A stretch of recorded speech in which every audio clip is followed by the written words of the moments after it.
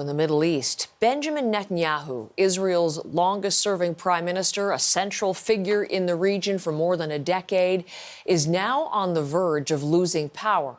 As Stephen D'Souza reports, Israeli opposition parties have a coalition deal to form a new government and push Netanyahu from office.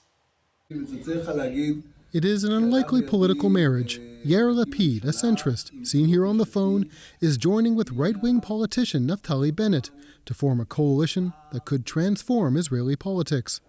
Mr. Netanyahu, is this your last week as Prime Minister? The glue binding them together, analysts say, a desire for change. After 12 years of Benjamin Netanyahu at the helm and 4 elections in 2 years with no decisive result.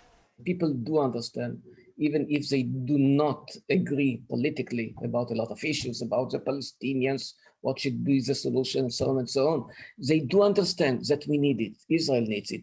Israel needs stability. Lapid is a former TV journalist turned politician. Bennett is a former member of Netanyahu's cabinet and a staunch supporter of Israeli settlements. They've agreed on a rotation, where Bennett would be prime minister for the first 2 years, then Lapid for the last 2.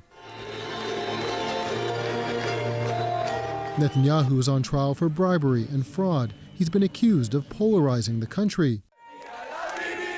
So some voters are ready to see him go. We're hopeful for this change, for a better future for this wonderful state. 8 parties have signed on, with 61 members, a bare minimum in the 120-seat Knesset. And for the first time in Israeli history, the coalition includes an Arab party. To see them sitting together and smiling and shaking hands and forming a coalition together, this is something which giving all of us some hope that things will change. But analysts say don't expect broad movement on the big issues like settlements or a restarting of the peace process. Their biggest challenge, holding the fragile coalition together and fending off attacks from Netanyahu himself. And while some are celebrating, until the coalition is confirmed by a vote in the parliament, nothing is guaranteed. Stephen D'Souza, CBC News, Toronto.